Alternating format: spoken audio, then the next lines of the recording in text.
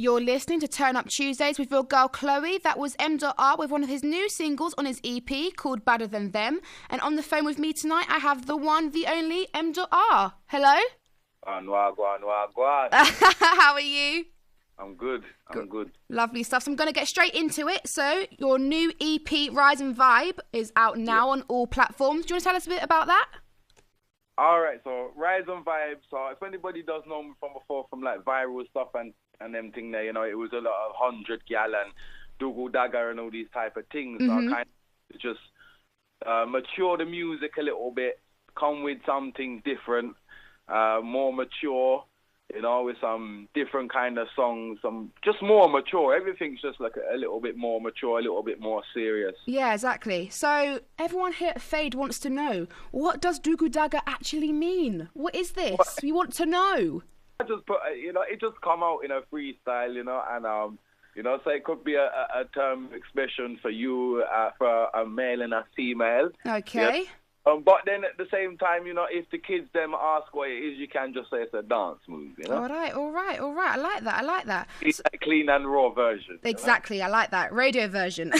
So where did your interest in Jamaican culture music come from?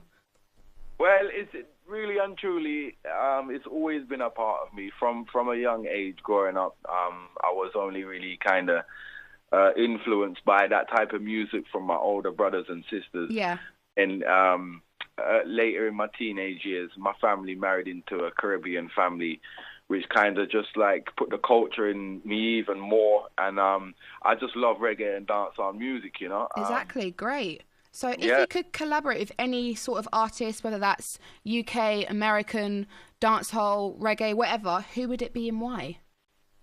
Oh, it must be Vibes Cartel, you know. I love that. Great answer. That's it. Sold. That's it. I love that. Lyrical genius, you know. So who would you compare yourself with? Nobody. Wow. That is the answer that I was looking for. Yeah, I'm different because I grew up in England and I grew up in South London, between South London and a place called Kent. I grew between a very black populated area and to a very white populated area. Having a lot of Caribbean influence and these things, you know, growing up, I've got a sound which literally is a mix between dancehall, grime, and drill. It's like a mix between all them three things there. Nobody else hasn't really got the style that I'm doing or what I do, you know, so... Yeah, I like that. You're individual, and I think that's what we need in the music scene at the moment, because obviously we've got, like, you know, drill artists going on and they're just doing their bit, and then you're just doing your bit. I really like that. You're so diverse. I really like that. So obviously you said that you grew up in a Caribbean background. Who would you say is your most influential person to look up to? In my family? To be honest, I would say my sister. Yeah, I would say my sister because she was the one when I was very, very young, when I was stealing cassettes off her. It was like Shabarang. You know, it was her that always kind of gave me the influence. She married a Rasta man from St. Vincent. All right. So yeah, a lot of my influence come from her and her traveling and stuff. You know? All right, that's cool. So I was on your Instagram this week because, you know, I like to and I can see that, you know, you like to cook. So when are you cooking for me? What's going on? Yes, you know what?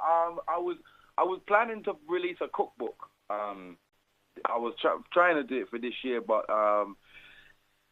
you know, I'm just thinking at the moment maybe a YouTube channel. Cooking show, because you know, just something different, because no artist is really doing that, and I'm very interested in my food and stuff, and I cook a lot. So yeah, that's good. So what's your favorite like dish?